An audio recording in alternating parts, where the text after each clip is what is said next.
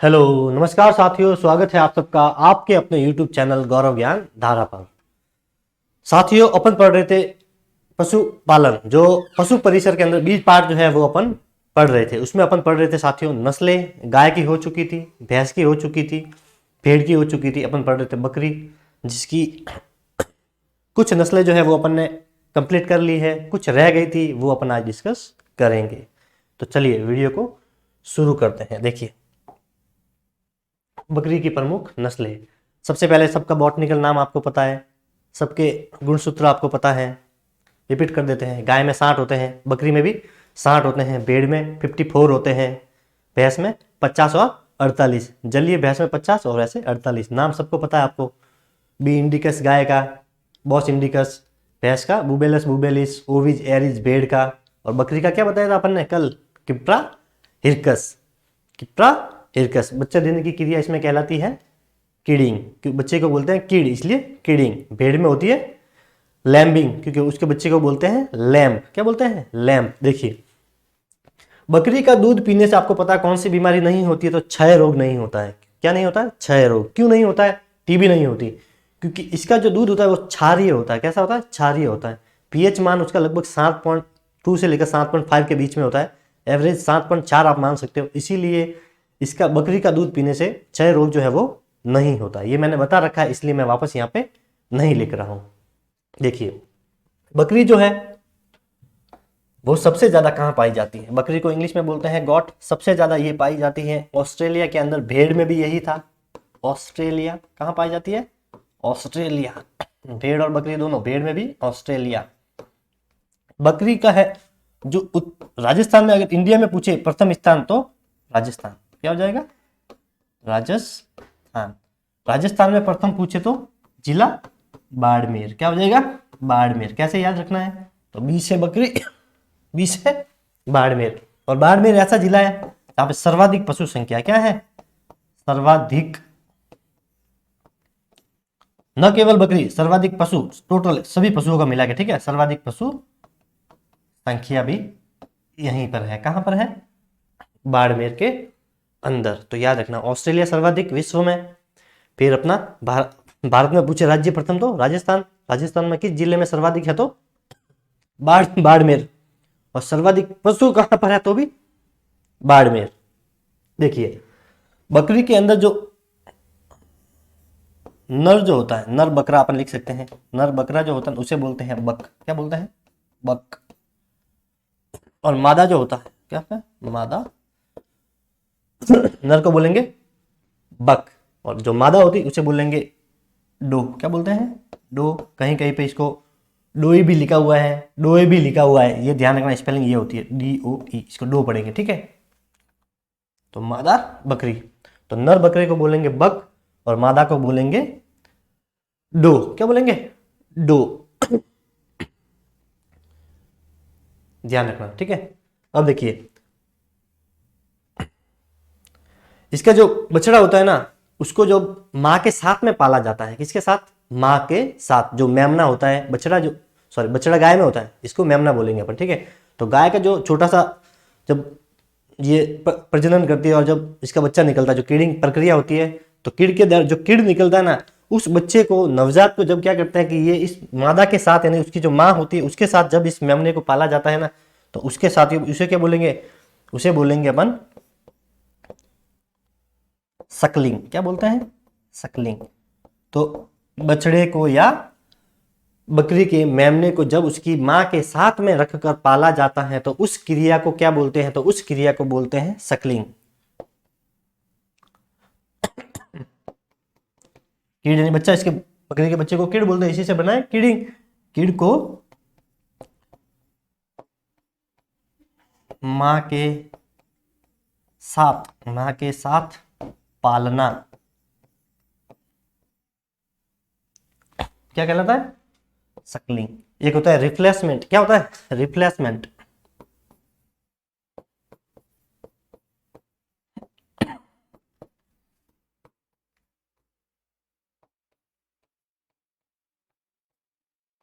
Replacement क्या होता है? क्या होता है? रिप्लेसमेंट। जब बछड़ा जब थोड़ा सा बड़ा हो जाता है, मतलब लगभग 15-20 दिन, 1 साल का हो जाता है ना, सॉरी 15-20 दिन, साल भर का जब हो जाता है ना, तब क्या करते हैं, जब बछड़े के जो नर होते हैं और जो मादा होते हैं, बछड़े दोनों होते हैं, ठीक है, या तो नर होगा या मादा होगा, तो नर और मादा जो बछड़े होते हैं उन दोनों को जब एक दूसरे से अलग रखा जाता है, उसकी छटनी की जाती है, उसे बोलते हैं रिप्लेसमेंट। क्या बोलते हैं? रिप्लेसमेंट। क्या बोलते हैं? रिप्लेसमेंट। नर मादा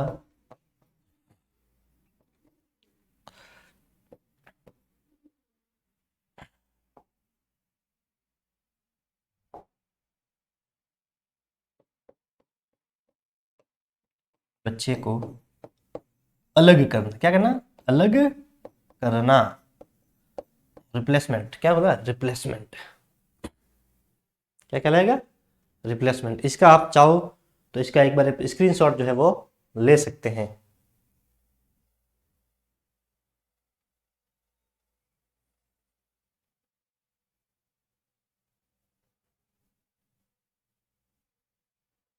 ले लिया? देखिए, ये ले लिया। देखिए अब इसमें एक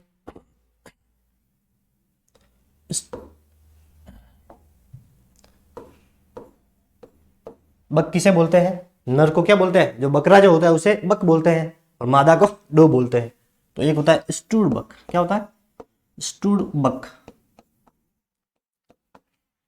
प्रजनन, प्रजनन के लिए, प्रजनन के लिए अच्छा नर। प्रजनन के लिए जो अच्छा जो नर होता है, बकरा जो होता है, जो प्रजनन क्रिया के लिए अच्छा होता है, मोटा अच्छा दिखने में, जिसकी नस्ल अच्छी होती है, उसे बोलते हैं स्टूड बक। स्टूड को आप ऐसे लिख सकते हैं, स्टूड, स्टूड बक। क्या बोलते हैं? स्टूड बक। एक होता है स्क्रब। क्या होता है? स्क्रब, स्क्रब बक। स्क्रब का मतलब भी वही होता है, खराब। ठीक है, तो प्रजनन के लिए जो अयोग्य होता है, जो खराब होता है, उसे बोलते हैं स्क्रब बक। प्रजनन के लिए, प्रजनन के लिए खराब, खराब, ये अयोग्य लिख दे, अयोग्य, और ये योग्य। ये क्या हो जाएगा? योग्य। तो जो बकरा जो होगा, जो प्रजनन क्रिया के लिए अच्छा माना जाएगा, माना जाता है, उसे बोलेंगे स्टूड बक, और जो खराब होगा उसे स्क्रब। स्टूड का मतलब भी क्या, स्क्रब का मतलब भी खराब ही होता है वैसे इंग्लिश के अंदर। तो स्क्रब से आपको याद रखना है खराब, स्टूड से अच्छा। क्या हो जाएगा? स्टूड बक यानी प्रजनन के लिए अच्छा, स्क्रब बक यानी प्रजनन के लिए खराब। क्या हो जाएगा? प्रजनन के लिए खराब। कल अपन ने पढ़ा था कि बकरी की ऐसी कौन सी नस्ल है जो मांस के लिए सबसे उपयुक्त है, ये वो है ब्लैक बंगाल। कौन सी है? ब्लैक बंगाल। ये मांस के लिए सबसे उपयुक्त बकरी की नस्ल है, बकरी की नस्ल है। तो देखिए, मांस उत्पादन में इसका योगदान, मतलब इसका नहीं, सभी बकरियों का मांस उत्पादन, उत्पादन, उत्पादन में बकरी का योगदान, में बकरी का योगदान, मांस उत्पादन में बकरी का जो योगदान है वो है 13 पॉइंट, कितना है? 13.64%। मांस उत्पादन में बकरी का योगदान पूछे तो 13.64%, 13.64%। और बकरी के दूध के अंदर वसा होती है 4.25%। ये अपन ने देख लिया था, कितनी होती है? 4.25%। इसके दूध में क्या होती है? वसा, वसा। बकरी से कुल जो दूध उत्पादन जो होता है, सबसे ज्यादा गाय और भैंस से होता है, उसके बाद बकरी से होता है 3%। कितना होता है? 3% दूध उत्पादन। तो बकरी से कुल दूध उत्पादन का कितना भाग प्राप्त होता है? तो वो 3% दूध उत्पादन। टोटल इंडिया का जो दूध उत्पादन है 100%, उसमें 3% योगदान बकरियों का है। ठीक है, तो कुल दूध उत्पादन जो भारत का है उसमें बकरियों का दूध का योगदान कितना है? तो 3%, 3%। और ये ही जिसका जो दूध होता है वो कैसा होता है? क्षारीय होता है, 7.4 इसका पीएच होता है, जिससे क्षय रोग जो है वो नहीं होता है। मधुमेह रोग के लिए ऊंट का दूध है, वो ऊंट में पढ़ेंगे अपन। और देखिए इसका जो दूध होता है ना, बकरी का दूध, बकरी का दूध, बकरी का दूध,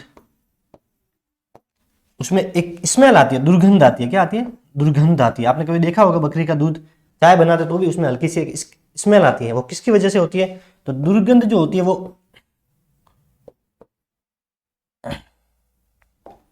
इसमें जो दुर्गंध जो होती है ना, वो होती है अपनी कैप्रिक अम्ल की वजह से, कैप्रिक अम्ल। अब इसको कैसे याद रखना है, तो बकरी का देखिए बॉटनिकल नाम क्या होता है, कैप्रा या किप्रा, ठीक है, हिरकस,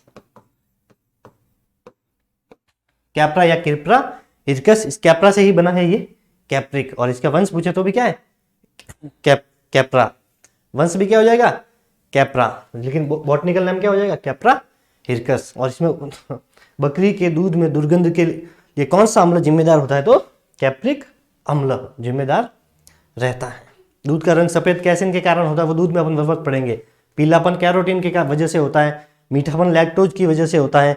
अगर दूध के अंदर लाल रंग दिख रहा है तो इसका मतलब वो दूध जो है वो थनैला रोग से ग्रसित पशु का है। थनैला रोग गाय भैंस में होता है, जीवाणु जनित बीमारी है, वो वहां पर देखेंगे, ठीक है। तो ये एक बार अपन, ये अगर आपने देख लिया तो इसको आप नोट कर सकते हैं। कर दिया। अब अपन स्टार्ट करते हैं अपनी क्लास। कुछ बकरी के बारे में था बेसिक, वो अपन ने फर्स्ट क्लास में देख लिया था। देखिए टोगन वर्ग क्या है, इंपोर्टेंट रहेगी ये क्या रहेगी महत्वपूर्ण, इंपोर्टेंट रहेगी, महत्वपूर्ण रहेगी। तो सबसे पहला काम अपन क्या करते हैं कि टोगन वर्ग है, इसका मूल स्थान, और फिर अपन देखते हैं इसका वितरण या विवरण। तो टोगन वर्ग नाम से ही आपको पता चल जाएगा कि इसका मूल स्थान कौन सा है। मूल स्थान पता चल गया तो फिर इसका वितरण जो है वो भी पता चल जाएगा। ये एक विदेशी बकरी है। पहले तो देखिए टोगन वर्ग नाम से कैसा है, अंग्रेजों वाला है, टोगन वर्ग। कल अपने पढ़ी जमुना पारी, नाम देखो, जमुना नदी कहाँ पर है, इंडिया में, तो जमुना पारी। इस प्रकार की सिरोही, तो सिरोही जिला राजस्थान में है, तो सिरोही टोगन वर्ग, सॉरी, तो पता चल रहा है कहां पर है ये, विदेश के अंदर। तो विदेश के अंदर है, कौन सा क्षेत्र है जो टोगन वर्ग के नाम से जाना जाता है, तो स्विट्जरलैंड। कौन सा, स्विट्जरलैंड। स्विट्जरलैंड के अंदर कुछ क्षेत्र हैं, देखिए मूल स्थान पूर्वोत्तर, स्विट्जरलैंड में भी कौन सा, पूर्वोत्तर जो स्विट्जरलैंड है उसमें जो ऊंची जो पहाड़ी है वहां पर एक घाटी बनी हुई है, उस घाटी को बोलते हैं टोगन वर्ग घाटी। और उस घाटी के नाम पर ही इसका नामकरण हुआ है टोगन वर्ग। तो टोगन वर्ग कहां पाई जाती है, तो स्विट्जरलैंड, स्विट्जरलैंड मतलब पूर्वोत्तर स्विट्जरलैंड में, वहां पर एक घाटी है जिसका नाम है टोगन वर्ग घाटी। उस घाटी में इसकी संख्या ज्यादा है, इसीलिए उसका नाम उस घाटी के नाम पर रखा गया टोगन वर्ग बकरी, ठीक है। अब इसकी कहां वितरण है, तो ये भारत में देखिए ऐसा कोई पर्टिकुलर राज्य या स्थान नहीं दिया हुआ है जहां पे ये पाई जाती है। इसका वितरण स्विट्जरलैंड के अंदर ही है। क्षेत्र पूछे तो टोगन वर्ग की पहाड़ियां या टोगन वर्ग घाटी। फिर इसकी प्रमुख विशेषताएं, इसकी विशेषताएं इंपोर्टेंट रहेगी।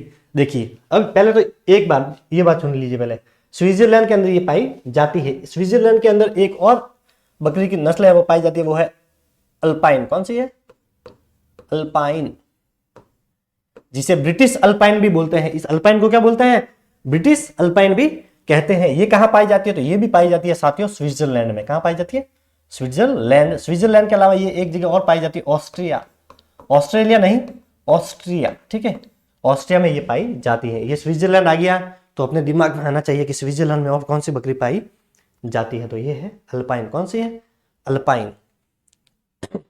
एक और है स्विट्जरलैंड में, कौन सी है, सानेन है, सानेन, वो आगे ले रखा है। ये जो बकरी की नस्ल है ये आगे ले रखा है, अपन वहां पे डिस्कस करेंगे। तो सानेन, स्विट्जरलैंड, टोगन वर्ग स्विट्जरलैंड, और अल्पाइन स्विट्जरलैंड। इसे ब्रिटिश अल्पाइन भी कहा जाता है, ब्रिटिश अल्पाइन।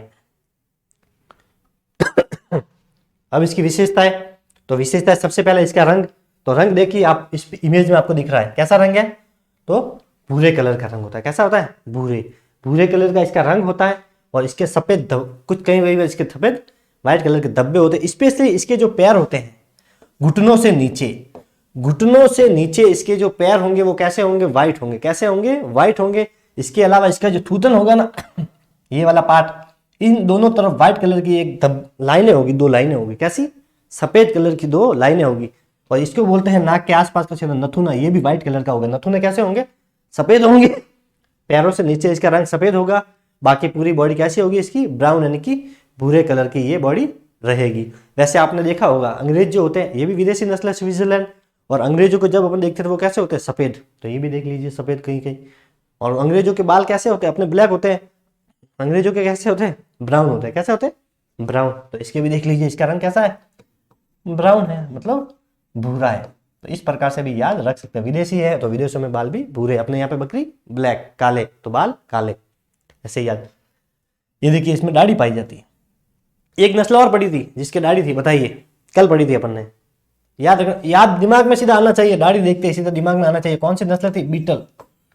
बीटल की खासियत थी कि उसके जो नर होते हैं उसमें क्या पाई जाती है, दाढ़ी पाई जाती है। क्या पाई जाती है, दाढ़ी पाई जाती है। ठीक है।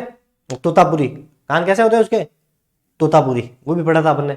तो बीटल जो नर, इसमें बीटल में मादा में नहीं, नर के अंदर दाढ़ी पाई जाती है। तो टोगनबर्ग के अंदर भी जो नर जो होते हैं, नर के अंदर यहाँ पे साथियों ध्यान रखना दाढ़ी पाई जाती है। ये अलग से एक पॉइंट याद रखना है। इसमें रंग हो गया, रंग कैसा था, सफेद, सॉरी भूरा। रंग कैसा था, भूरा, क्योंकि अंग्रेज है, विदेशी है तो बाल भूरे, अपने इंडिया में है तो ब्लैक, और इसके ऊपर व्हाइट धब्बे रहते हैं। इंपॉर्टेंट वो है क्या है कि नर में क्या है, दाढ़ी पाई जाती है। फिर ये जो नस्ल है इसकी इंपॉर्टेंट विशेषता है कि इसके देखिए सिंग नहीं होते। क्या नहीं होते, सिंग रहित मादा है, सिंग रहित। ये नस्ल सिंग रहित होती है, सिंग रहित। अपन ने जब भेड़ पढ़ा था वहां पर भी एक नस्ल पड़ी थी जो सिंग रहित थी। भेड़ के अंदर कौन सी नस्ल थी जो सिंग रहित थी, बताइए।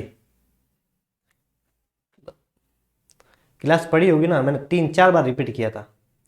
तो वो थी चोकला। कौन सी थी, चोकला। मैंने आपको बताया भी था कि चोकला में क्या लगा हुआ है, कला। तो चोकला के अंदर एक कला है। क्या कला है कि ये सिंग गायब कर देती है, मतलब इसके अंदर सिंग नहीं पाए जाते। उसी तरह भेड़ में पूछे तो चोकला के अंदर, और बकरी में पूछे तो टोगनबर्ग के अंदर जो है सिंग नहीं पाए जाते। वैसे अपन ने भेड़ में एक और पढ़ी थी, कौन सी, कराकुल पढ़ी थी। उसमें भी सिंग नहीं होते, लेकिन उसमें सिर्फ नर में नहीं होते। किसमें नहीं होते, नर में। ठीक है। तो आपको याद रखने यहाँ पे जो इंपॉर्टेंट है वो है चोकला। भेड़ पूछे तो चोकला सिंग रहित, और बकरी पूछे तो टोगनबर्ग। अब देखिए इसका कान जो होता है, क्या होता है, कान जो होते हैं वो कैसे होते हैं, इसके छोटे होते हैं। कान व मुंह छोटा होता है, कान व मुंह छोटा व सीधा होता है। कैसा होता है, सीधा। तो इसका कान और मुंह छोटा होगा। देखिए कान और इसका जो मुंह होगा वो कैसा होगा, छोटा होगा। कैसा होगा, छोटा, छोटा होगा। इसके साथ ही वो एकदम स्ट्रेट होगा, मतलब सीधा होगा। कैसा होगा, सीधा होगा। तो कौन सी बकरी की नस्ल है जिसका कान और मुंह छोटे होते हैं, वह सीधा होता है। मुंह जो होता है वो सीधा होता है, कान और मुंह दोनों छोटे होते हैं। ये ध्यान रखना। इंपॉर्टेंट जो रहेगी ये रहेगा, क्योंकि ये भेड़ में भी है, इसमें भी है, इसलिए ये इंपॉर्टेंट रहेगा। ये ध्यान रखना। घुटनों के नीचे इसके पैर सफेद होते हैं, ये मैंने आपको बता दिया है। कौन सी ऐसी बकरी की नस्ल है जिसके घुटनों से नीचे वाले जो पैर होते हैं वो सफेद होते हैं, ये इंपॉर्टेंट रहेगा। पशु छोटे आकार के होते हैं। पशु कहते हैं होते हैं छोटे आकार के। और अपन ने एक पढ़ी थी बकरी की नस्ल कल, जो छोटे आकार की होती है। बताइए, छोटे आकार की बकरी एक पढ़ी थी अपन ने, बर्बरी। कौन सी पढ़ी थी, बर्बरी। बर्बरी भी कैसे होती है, आकार में छोटी। ओके, भारतीय पूछे कि कौन सी बकरी की भारतीय नस्ल है जो छोटे आकार की होती है, तो वहां पे अगर टोगनबर्ग कर दिया तो क्वेश्चन आपका रॉन्ग हो जाएगा। क्यों रॉन्ग हो जाएगा, क्योंकि ये विदेशी नस्ल है। वो पूछ रहा है भारतीय देसी नस्ल, तो वहां पे अपने को करना पड़ेगा बर्बरी। जो कैसी होती है, शहरों में पालने के लिए उपयोगी होती है और आकार में छोटी होती है। बार बार देखिए, बर्बरी को अपन बार बार भी तो पढ़ सकते हैं, बर्बरी बार बार, तो बार बार बच्चों को जन्म देती है। ऐसे याद करना लॉजिक से। बर्बरी मतलब बार बार बच्चों को याद करती है। अक्सर 2 बच्चों को जन्म देती है, ट्विंस को जन्म देती है। तो छोटे आकार का पूछे विदेशी तो टोगनबर्ग, भारतीय पूछे तो बर्बरी। फिर देखिए शरीर के जो बाल होते हैं वो चिकने होते हैं। कैसे होते हैं, चिकने। शरीर के बाल कैसे होंगे, एकदम चिकने होंगे, चमकदार होंगे, ब्राइटनेस होगी उसमें अंदर। थूथन के दोनों और सफेद पट्टी, ये मैंने आपको बता दिया है। ये जो नथुना होगा ये सफेद होगा, और देखिए आंखों के पास ये जो थूथन के होंगे ना, दोनों तरफ सफेद पट्टी होगी। कैसी होगी, व्हाइट पट्टी। इसकी विशेषता यही है, अपने बाल काले होते हैं, विदेशों के ब्राउन होते हैं। तो टोगनबर्ग विदेशी है तो बाल ब्राउन है। ठीक है। और विदेशों के लोग, अंग्रेज कैसे गोरे होते हैं, तो इसके पैर भी कैसे गोरे हैं, तो घुटनों से नीचे पैर सफेद होते हैं। ऐसे भी याद रख सकते हैं। देखिए इसकी उपयोगिता ये इंपॉर्टेंट रहेगी। यह दुधारू नस्ल है। कैसी नस्ल है? दुधारू नस्ल है। अब दुधारू नस्ल है तो दूध कितना देती है ये भी याद रखना पड़ेगा। तो ये देती है 5 से 6 केजी दूध प्रतिदिन। कितना देती है? एक दिन के अंदर ये 5 से 6 किलो दूध देती है। तो दूध उत्पादन 5 से 6 केजी प्रतिदिन। इसमें वसा देख लीजिए, दूध में वसा होती है 3 से लेकर 4%। इसके दूध में वसा होती है 3 से लेकर 4%। अगर ओवरऑल पूछे कि बकरी के दूध में कितनी वसा होती है तो 4.25 है। ध्यान रखना, ये वसा है। बकरी के ओवरऑल पूछे तो कि बकरी के दूध में कितनी वसा होती है, इस प्रकार का क्वेश्चन है तो 4.5। पर्टिकुलर इस नस्ल का पूछे तो 3 से लेकर 4 के बीच। और देखिए लगातार 2 साल दूध देती है। ये ऐसी बकरी है जो लगातार 2 साल तक भी दूध दे सकती है। तो कौन सी ऐसी बकरी की नस्ल है जो लगातार 2 साल तक दूध देती है? तो टोगन वर्ग। और कौन सी ऐसी बकरी है जो एक साथ 2 बच्चों को जन्म देती है? तो बर्बरी। कौन सी? बर्बरी। ये 2 बच्चों को जन्म देती है, ये लगातार 2 साल तक दूध देती है। देखिए एक साल के अंदर 305 दिन के दूध काल में बकरियां 2613 किलो दूध देती हैं। तो एक साल में 365 दिन होते हैं, उसमें लगभग ये 305 दिन तक जो है दूध देती है। और इनका जो दूध होता है उसकी संख्या है 2613। ये 6 है, ये 6 के अंदर 2 का भाग दीजिए तो कितना आएगा? 3। तो पीछे 3 और बीच में आपको 1 लगाना है। 6 के अंदर 2 का भाग दिया तो 3 आ गया, 3 को पीछे आगे 1। इस प्रकार से याद रख सकते हैं। देखिए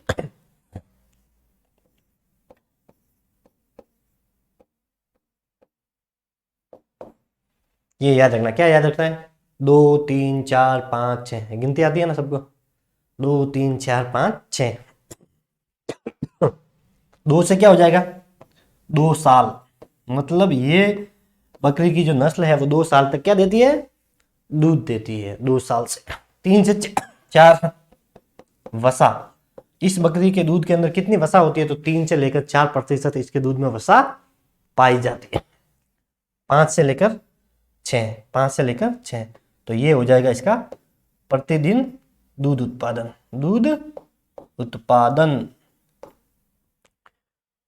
तो लिखना है क्या है? 2 3 4 5 6।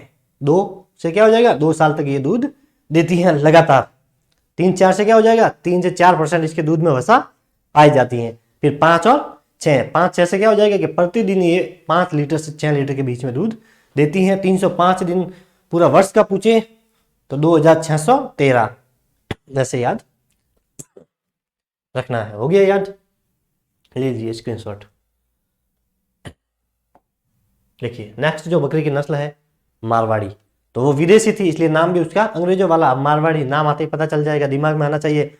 मारवाड़ी कौन सी होगी? मारवाड़ चित्र। ये भेड़ में भी आया था। मारवाड़ी नस्ल की भेड़ भी होती है, ध्यान रखना, ठीक है। मारवाड़ी नस्ल देखिए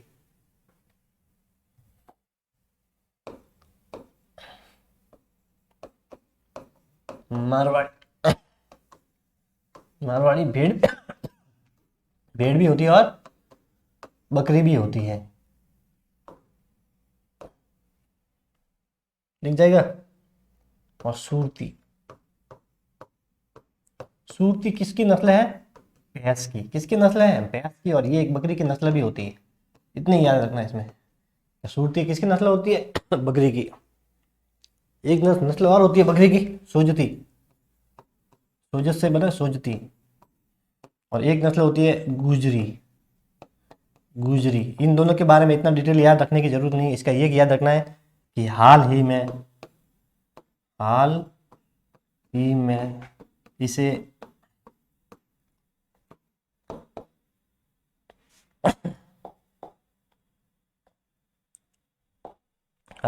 इसे मान्यता प्राप्त हुई है। कौन सी बकरी की नस्ल है जिसे हाल ही में जो है भारत के द्वारा मान्यता प्राप्त हुई है अपने देश के अंदर? तो वो है सोजती और गुजरी। ये 2 नस्लें ऐसे हैं जिसे अभी रिसेंटली जो है इसे मान्यता प्राप्त हुई है, ध्यान रखना। गाय में भी हुई थी साछोरी, ये अलग से याद रखना, वो लिखवाया था मैंने। तो मारवाड़ी क्या है? भेड़ भी है और बकरी की भी नस्ल है। सूरती भैंस की भी है और बकरी की भी ये नस्ल रहेगी, ध्यान रखना ये। देखिए तो मारवाड़ी बकरी है तो कहाँ पाई जाएगी? मारवाड़ क्षेत्र में। सेम भेड़ में था तो इसका देख लीजिए आप, मूल स्थान क्या हो जाएगा? मारवाड़ क्षेत्र। अब मारवाड़ क्षेत्र दिमाग में आता ही क्या आएगा? मारवाड़ वाला क्षेत्र, जो पहले जोधपुर डिवीजन था। अब पाली को भी अलग से संभाग घोषित कर लिया है। पहले पाली भी किसमें था? जोधपुर के अंदर ही था। तो जोधपुर वो उसके आसपास का क्षेत्र, तो इसका क्या हो जाएगा? वितरण। आसपास का क्षेत्र से मतलब देखिए, जोधपुर का आसपास मतलब आसपास के डिस्ट्रिक्ट जो मारवाड़ बेल्ट के अंदर जाने जाते हैं। पहले कैसा था? ये मारवाड़, ये मेवाड़, ये हाड़ौती, ये शेखावाटी, ऐसे था। तो मारवाड़ में क्या हो जाएगा?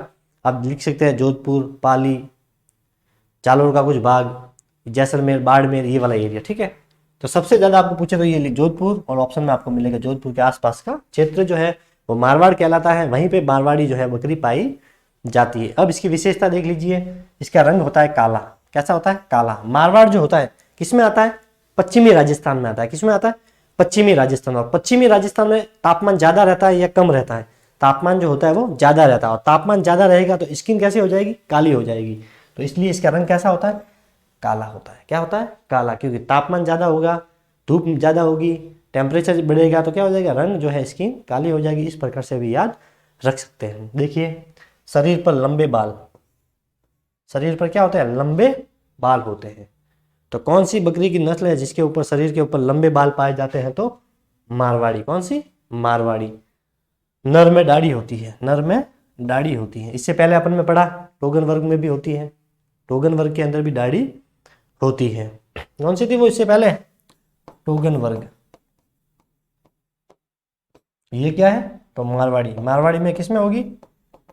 नर में। इंसानों की तरह नर में क्या होती है? इनके दाढ़ी होती है। नर में इनके दाढ़ी जो है वो पाई जाती है मारवाड़ी के अंदर, टोगन वर्ग के अंदर। एक और होती है सानेन के अंदर, वो सानेन में पढ़ेंगे। ठीक है, सानेन के अंदर भी पाई जाती है, लेकिन ये अपन कहाँ पर देखेंगे? जब सानेन पढ़ेंगे वहां पर। तो नर में क्या होती है? इनके दाढ़ी पाई जाती है। समझ में आ गया होगा? देखिए, ये लिख दिया आपने, इसको साफ कर दूं मैं एक बार।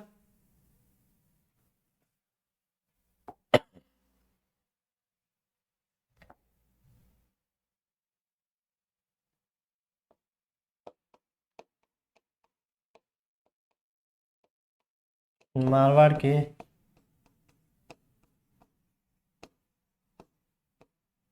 जोधपुर में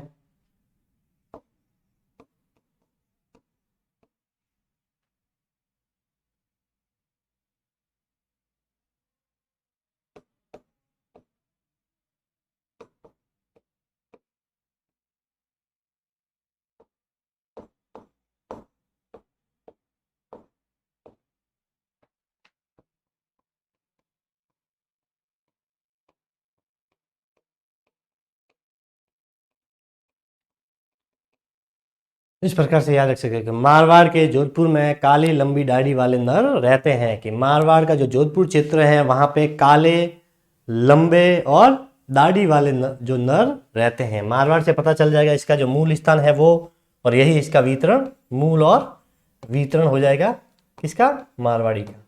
जोधपुर मतलब जोधपुर में ये पाई जाती है। ठीक है, मारवाड़ मिलेगा या जोधपुर, तो दोनों में ही इसका क्या? मूल और वितरण। और मारवाड़ी से इसका नाम भी याद हो जाएगा कि मारवाड़ी नस्ल की अपन बात कर रहे हैं बकरी की।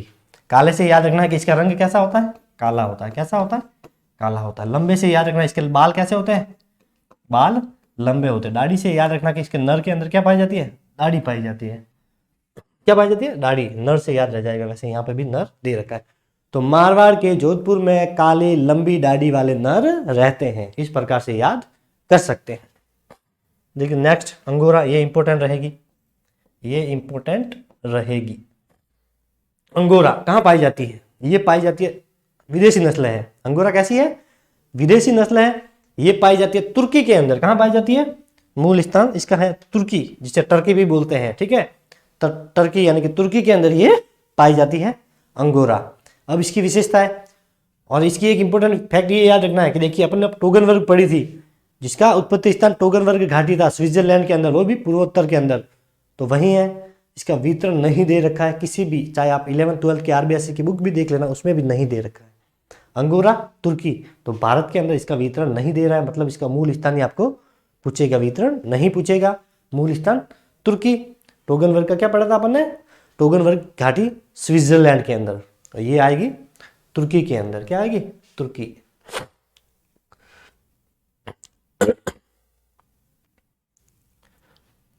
इसकी विशेषताएं पढ़ लेते हैं। क्या है विशेषताएं? तो देखिए इसके जो लंबे बाल मोहेल कहलाता है। बाकी में अपन ने क्या कहा, इसके लंबे बाल पाए जाते हैं, उसके बाल चमकीले होते हैं, लेकिन इसके जो बाल होते हैं वो लंबे होते हैं। और वो क्या कहलाता है देख लीजिए आप इस पिक में, बाल कैसे होते हैं? लंबे होते हैं। और कैसे होते हैं? इसे मोहेर कहते हैं। क्या कहते हैं? इसके जो ये बाल है ना, इसको मोहेर बोलते हैं। क्या बोलते हैं? मोहेर। बालों को क्या बोलते हैं? मोहेर। देखिए इसके लंबे बाल मोहेर कहलाता है। और ये इंपॉर्टेंट, कौन सी बकरी की नस्ल है जिसके बालों को मोहेर प्राप्त होती है या मोहेर कहते हैं? तो अंगोरा। कहाँ की है ये नस्ल? तो तुर्की। अब मोहेर क्या होता है? तो अपन पढ़ते हैं, क्या पढ़ते हैं? सोना, चांदी, मोहरे। मोहरे पढ़ते हैं। इस मोहरों से ही ये एक तरह से अपन जोड़ सकते कि मोहेर हुआ है। क्या हुआ है? मोहेर। कैसे हुआ है? तो सोना, चांदी, मोहरे जो होती है, हीरे जवाहरात, वो कैसे होते हैं? चमकते हैं। जब अंधेरे में भी रखे होते हैं ना तो शाइनिंग होती है, ब्राइटनेस दिखती है। और इसके ये जो बाल होते हैं वो लंबे होते हैं, इसलिए जब ये दूर खड़ी रहती है तो ये बहुत ज़्यादा चमकीले लगते हैं, इसीलिए इसको नाम दिया गया है मोहेर। तो ऐसे याद रखना है। क्या है?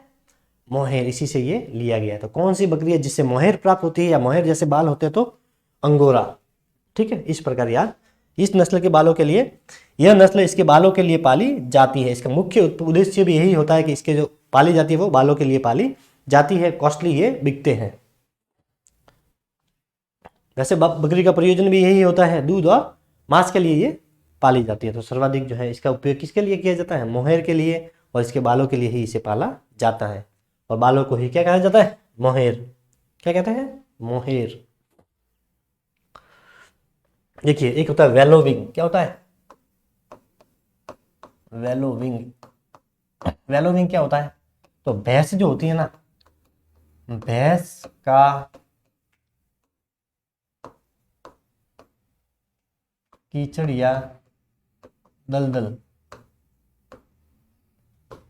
दलदल में नहाना। भैंस को आपने देखा होगा पानी के अंदर ज्यादा बैठती है, इसीलिए भैंसों को दो भागों में बांटा गया। एक तो जलीय और एक तो जलीय थी, एक दलदली भैंस।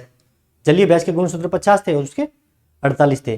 तो वेलोविंग, जब भैंस जो है इस दलदल के अंदर या गंदे पानी के अंदर कहीं पे भी बैठती है ना, इस क्रिया को कहा जाता है वेलोविंग। क्या बोलते हैं? वेलोविंग। क्या बोलते हैं? वेलोविंग। और बकरी के बच्चे को बोलते हैं कीड़, और बच्चे देने की क्रिया को बोलते हैं कीड़िंग। क्या बोलते हैं? कीड़िंग। और बकरी के अंदर जो मैथुन क्रिया जो होती है, मैथुन क्रिया जो होती है, बकरा और बकरी मिलकर जो मैथुन क्रिया जो करते हैं, इस मैथुन क्रिया को कहते हैं सर्विंग। क्या बोलते हैं? सर्विंग। गाय के अंदर भी सर्विंग बोलते हैं, भैंस के अंदर भी सर्विंग बोलते हैं, बकरी के अंदर भी सर्विंग बोलते हैं। भेड़ के अंदर इसको टपिंग कहते हैं। भेड़ में क्या बोलते हैं? टपिंग या टुपिंग लिखा हुआ है वहां पे, ये भेड़ में अलग है, बाकी तीनों में सेम है मैथुन क्रिया। ठीक है, टपिंग है, इसमें सर्विंग है, ये याद रखना है। भेड़ का अलग रख देना याद, टपिंग या टुपिंग भी लिखा हुआ आता है, इसमें बाकी तीनों में सेम है, गाय, भैंस और बकरी, सर्विंग। इस प्रकार से भी याद रख सकते हैं। तो देखिए मारवाड़ के जोधपुर में काले लंबी दाढ़ी वाले नर रहते हैं। तो मारवाड़ के जोधपुर मतलब मारवाड़ क्षेत्र में ये मूल स्थान, जोधपुर में ये पाई जाती है। काले से याद रखना रंग काला, लंबे मतलब बाल लंबे, दाढ़ी मतलब नर में दाढ़ी होती है। और किस में दाढ़ी होती है? तो सानेन में होती है और टोगन वर्ग में होती है। और बीटल कल पड़ी थी उसमें भी दाढ़ी होती है। अंगोरा पढ़ रहे थे तो इसका ये ध्यान रखना। अंगोरा का सिर्फ एक ही है, तुर्की इसका मूल स्थान, और इसकी विशेषता है कि ये मोहर के लिए प्रसिद्ध है। लिख दिया। सानेन, सानेन देखिए स्विट्जरलैंड। विदेशी अगर बकरी का नाम आ जाए और आपको याद है तो अच्छी बात है, अगर याद नहीं है ना तो आपको अंगोरा को छोड़ना है। अंगोरा का जो मूल स्थान है ना, अंगोरा का मूल स्थान है तुर्की, टर्की जिसे बोलते हैं। ठीक है, बाकी आपको स्विट्जरलैंड लिख देना, सब में लगभग 4 या 5 का स्विट्जरलैंड है। ठीक है, तो सानेन का देखिए मूल स्थान स्विट्जरलैंड। कहां पर है? स्विट्जरलैंड। इसका रंग हल्का क्रीमी रंग होता है। कैसा होता है? हल्का क्रीमी, ऐसा इसका रंग होता है। यहाँ पे ये व्हाइट दे रखा है लेकिन हल्का सा क्रीमी इसमें होता है। कैसा होता है? हल्का क्रीमी इसका रंग होता है। हल्का सा व्हाइट तरह ही दिखता है, दूर से पास जाने पर हल्का सा आपको दिखेगा कि हल्का सा क्रीमी है वो रंग। तो हल्का इसका क्रीमी रंग होता है। अधिक दूध देने के कारण जो है इसके क्या बोलते हैं? दूध की रानी। ये इंपॉर्टेंट है कि बकरी की कौन सी नस्ल है जो दूध की रानी कहलाती है? तो सानेन। ये इंपॉर्टेंट रहेगा कि दूध की रानी किसे कहते हैं? तो सानेन। क्वीन क्वीन ऑफ मिल्क ऐसे भी आ जाए, क्वीन ऑफ मिल्क, तो क्या हो जाएगा? सानेन। इसकी एक विशेषता ये होती है कि ये ज्यादा धूप सहन नहीं कर पाती, ज्यादा धूप सहन नहीं करती, ज्यादा तापमान होने पर ये नहीं रह सकती। ठीक है, तो कौन सी बकरी है जो ज्यादा तापमान को सहन नहीं कर पाती? तो सानेन। इसको दूध की रानी या क्वीन ऑफ मिल्क कहते हैं। अब इसको दूध की रानी क्यों कहते हैं? अरे दूध ज्यादा देती है इसीलिए इसको दूध की रानी या मिल्क ऑफ क्वीन कहते हैं। अब दूध कितना देती है यहाँ पे साइड नहीं लिखा है, देखिए आप लिख दीजिए साइड में। 800 लीटर प्रति ब्यात। 800 लीटर प्रति ब्यात सबसे ज्यादा किसी बकरी में नहीं है, गाय के बराबर है। 800 लीटर प्रति ब्यात दूध देती है, इसीलिए इसे क्वीन ऑफ मिल्क या दूध की रानी कहते हैं। लेकिन कौन सी बकरी है जो 2 साल तक दूध देती है? तो वो अपन ने वहां पे पढ़ा था इससे पहले, टोगनबर्ग। ठीक है, वो याद रखना। तो कौन सी लंबे समय के लिए देती है? तो प्रश्न की लैंग्वेज को समझना है, कौन सी ज्यादा देती है, लंबे समय के लिए कौन सी देती है, इस प्रकार के क्वेश्चन में कंफ्यूज नहीं होना। 800 लीटर ये लगभग दूध देती हैं। और इसके जो नर होते हैं ना, उसमें भी हल्की सी कभी दाढ़ी आपको देखने को मिल जाती है। नर के अंदर दाढ़ी होती है, सानेन में नर। नेक्स्ट देखिए, एंग्लो न्यूबियन। न्यूबियन भी है, आपको कहीं कहीं पर न्यूबियन भी देखने को मिल सकता है। तो देखिए, यह जमुना पारी व इर्जिटेरियन न्यूबियन का संकरण है। ये एक संकरित नस्ल है, जो भारत की जो जमुना पारी नस्ल है, और एक जो न्यूबियन नस्ल है। इस न्यूबियन से याद हो जाएगा, देखिए न्यूबियन, और यहाँ पर भी क्या आ रहा है? ये देखिए न्यूबियन है। ठीक है, इसके पीछे भी न्यूबियन, इसके पीछे भी न्यूबियन। तो आपको याद रखना, जमुना पारी और इर्जिटेरियन न्यूबियन जो है, इन दोनों का जो संकरण किया गया उससे जो है ये नई नस्ल निकली थी, जिसे नाम दिया गया एंग्लो न्यूबियन। एंग्लो इंडियन जो होता है ना, उसी से एंग्लो न्यूबियन। इंडिया के लिए एंग्लो ले लिया, तो एंग्लो अपने इंडिया जमुना पारी के लिए, और न्यूबियन ले लिया इजिटेरियन न्यूबियन के लिए। इन दोनों के संकट से ये उत्पन्न बकरी की नस्ल है। इसकी मुख्य विशेषता देखिए, इसका नाक जो होता है वो रोमन होता है। कैसा होता है? नाक रोमन होता है। ना रोमन से मतलब बाहर की ओर होता है, और हल्का सा ऐसा मुड़ा हुआ होता है, उसे बोलते हैं रोमन नाक होता है। तोतापुरी किसका होता है? वो भी अपन ने देख लिया था, वो बीटल के अंदर देखा था। अधिक दूध देने के कारण इसे बकरियों की जर्सी गाय भी कहते हैं। अब अधिक दूध देने के कारण इसे बकरियों की जर्सी गाय भी कहते हैं। दूध की रानी किसे कहते हैं? तो सानेन आएगा, 800 लीटर प्रति ब्यात। लेकिन बकरियों की जर्सी गाय किसे कहते हैं? बकरियों की जर्सी भी आ जाए या जर्सी गाय, दोनों में से कोई भी एक आ जाए, या बकरियों की जर्सी आ जाए या फिर बकरियों की जर्सी गाय, ठीक है, एक ही बात है। तो बकरियों की जर्सी या बकरियों की जर्सी गाय पूछे तो एंग्लो न्यूबियन। अब इसे जर्सी क्यों कहते हैं? तो गायों की ऐसी कौन सी नस्ल थी जिसमें सबसे ज्यादा वसा थी? तो वो जर्सी थी, जिसमें 5.5% वसा थी जर्सी गाय के अंदर। किसमें? जर्सी गाय में 5.5% वसा थी, गायों में सबसे ज्यादा थी। होल्स्टीन फ्रीजियन में सबसे कम थी, 3.5%। तो यही एक बकरी ऐसी है जिसके दूध में वसा ज्यादा है। वसा कितनी है? तो 5% वसा है। कितनी है? 5%। देख लीजिए, इस गाय के बराबर है, 5.5 और 5 कोई डिफरेंट नहीं है। तो कुछ ना कुछ विशेषता जब एक दूसरे से मिलती है ना, तभी उसकी उपमा उससे की जाती है, उससे तुलना की जाती है। दूध ज्यादा दे रही है 800 लीटर, इसीलिए दूध की रानी बन गई। और इसे जर्सी क्यों कहा? क्योंकि दोनों के लगभग जो वसा है वो लगभग बराबर है। कितनी है? उसमें 5.5 है गाय में, और इसमें है लगभग 5%। कितनी होती है? 5%।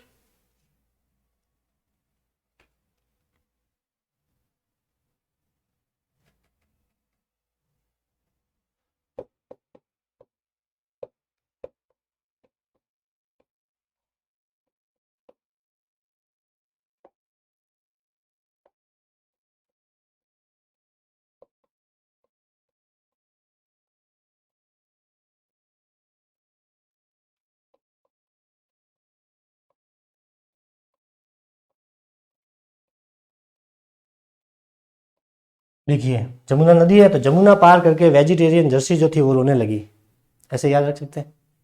कैसे? जमुना पार से जमुना पारी, और वेजिटेरियन से याद रखना इजिटेरियन। क्या है? वेजिटेरियन इजिटेरियन दोनों एक जैसे मिल रहे हैं होमोफोन्स की तरह। तो जमुना पार से याद हो जाएगा जमुना पारी, और वेजिटेरियन से याद हो जाएगा इजिटेरियन। इन दोनों का ये क्या है? संकर है। इन दोनों का संकरण से उत्पन्न नस्ल है एंग्लो न्यूबियन। और जर्सी मतलब इसे जो क्या होता है, बकरियों की जर्सी गाय या बकरियों की जर्सी कहते हैं। और रोने से याद रखना, रो से याद रखना रोमन। क्या याद रखना है? रोमन। और ने से याद रखना नाक, तो इसका नाक जो होता है वो कैसा होता है? रोमन। इस एक लाइन में आपको याद हो जाएगा कि जमुना पार वेजिटेरियन जर्सी रोने लगी, जमुना पार करके वेजिटेरियन जर्सी रोने लगी। जखराना बकरी कौन सी है? जखराना। पुराने बुक के अंदर इसका मूल स्थान अलवर दे रखा है, अपडेट के हिसाब से ध्यान रखना ये कोटपुतली बहरोड के अंदर है। कहां पर है? कोटपुतली बहरोड। तो मूल स्थान पूछे तो बहरोड। कहां पर है? बहरोड। मूल स्थान बहरोड। बहरोड पूर्व जिला अलवर, कोटपुतली बहरोड। ठीक है।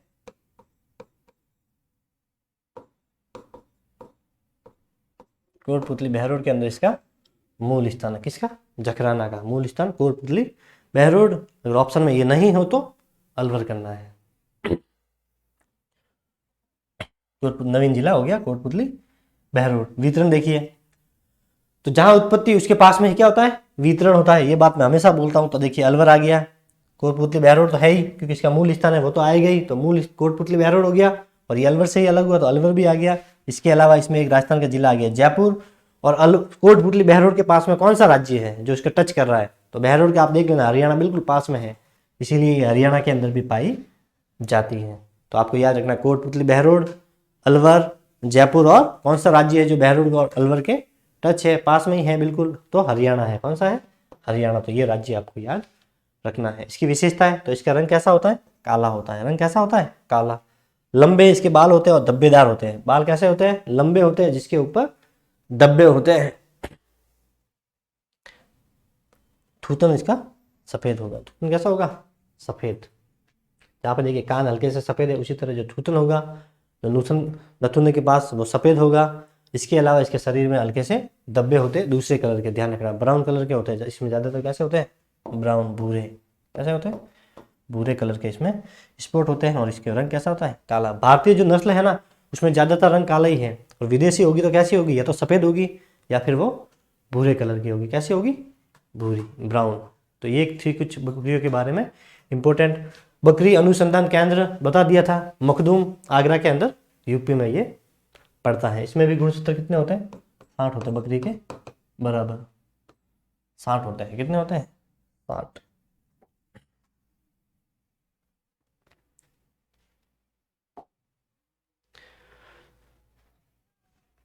Thank you. Have a good day.